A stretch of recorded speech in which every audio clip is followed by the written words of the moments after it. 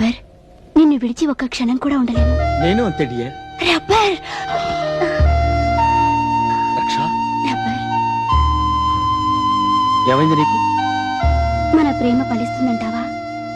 మనం ఆడుకున్న ఆటలు, పాడుకున్న పాటలు తప్పకుండా నిజమవుతాయి. కానీ రబ్బర్, మా వాళ్ళు నాకు వేరే సంబంధం నిశ్చయం చేశారు. నాకు దక్కని నువ్వు ఎవ్వరికి దక్కటానికి వీల్లేదు. నిన్ను చంపేసి నేను చచ్చిపోతా. బస్ బస్ నేను బస్ నేను బస్ నేను బస్ నేనే బస్. సారీ, ఎక్స్టెంపర్ లో నిన్ను షూట్ చేయబోయాను రా. I'm sorry.